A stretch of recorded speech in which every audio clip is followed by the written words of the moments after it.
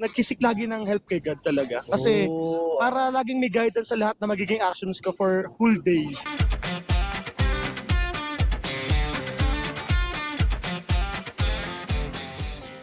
I'm Chad. Jera. Madam. I'm Chelsea po. Chelsea. Yes. To start the conversation and turning stranger into a friend niya, meron akong comfort cards dito. Oo, okay. Nakita niyo na ba ito sa TikTok? Yes. Ako, Ang gagawin lang natin, may mga set of questions dito sa card. Set up namin yun, nasa gilid kami ng kalsada, cup of coffee. So, shuffle ko lang to. It's about, self-reflection, heart-to-heart talks, and group conversation. Nisip ko lang kung ano yung thoughts or experience na pwedeng i-share ng isang stranger para dun sa mga viewers natin. Baka kasi may pinagdaanan kayo, na pinagdadaanan nila ngayon. Baka may pwede kayong ma-share or may ideas lang or thoughts kayo na pwedeng i-share. Okay, sino po bubunot? Shuffle pa natin. Para maganda. Adam, ikaw bumunot. Kahit saan, anywhere, sa baba, sa gitna, or oops. ay sa brown mo. Paano mo pinaprioritize ang sarili mo sa araw-araw? Ito muna. Pwede ikaw na? Ulitin natin para so nabunot ni Madam is paano mo pinaprioritize ang sarili mo sa araw-araw? Ako siguro pinaprioritize ko yung sarili ko. Mas inaano ko na lagi akong lagi kasi tuwing umaga kasi parang lagi ako nagsisik lagi ng help kay God talaga. Kasi para laging may guidance sa lahat na magiging actions ko for whole day. Nice. Yung parang So, yung guidance and protection ni God, yung una mong inihingi para sa sarili mo, no? Para ma-prioritize. Okay, galing na. Sige, ikaw Madam. Paano mo pinaprioritize ang sarili mo sa araw-araw? Paano nga ba? Ano po siguro? Okay. Pwede po mag-isip po muna na Sige, okay lang. Sige. sasabihin. Kasi sorry po, hindi po ako masyadong magaling on the spot na questions. It's all good. Paano ka ba pinaprioritize yung sarili ko?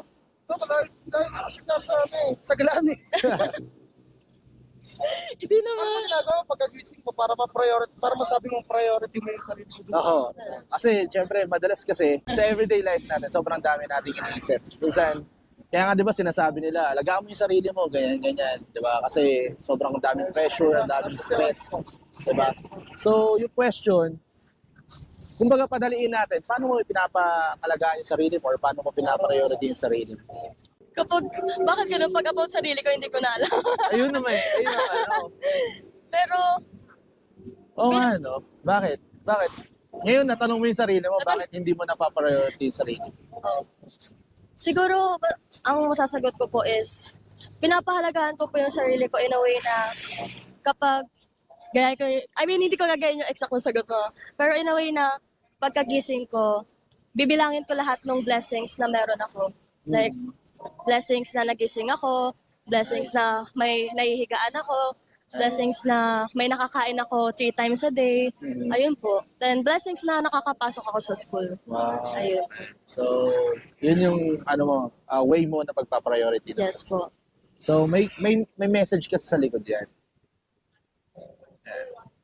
Ito, Madam, feeling ko para sa ito. Kasi, natanong mo nga kanina na bakit parang sa sarili ko, hindi ko napapahalagahan or hindi ko napapriority yung sarili ko. Pero Madam, gusto ko sa iyo, ikaw magbasa.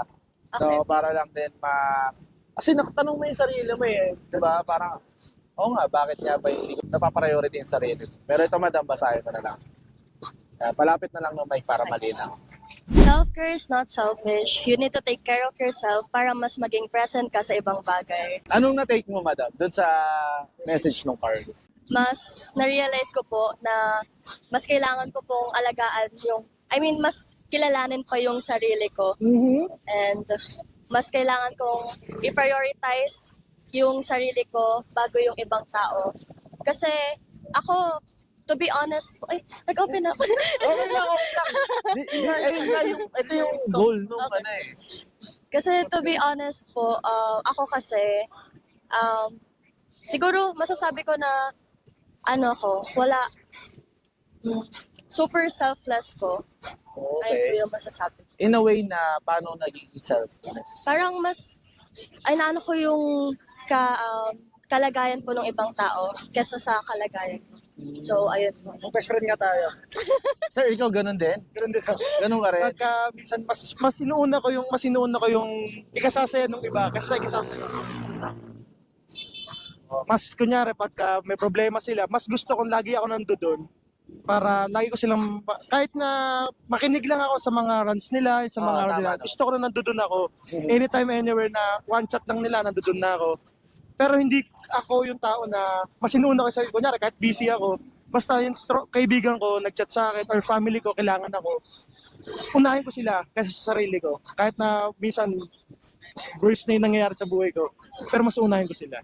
Oh, okay. Pero sir, this one will remind us na self-care is not self-care. Parang ano lang yan eh. Di ba sa aeroplano kapag sinasabi na pag bumagsak yung parang yung oxygen, di ba? Pag Oxygen mask. Unahin mo yung sarili mo Kasi safe. bago yung iba.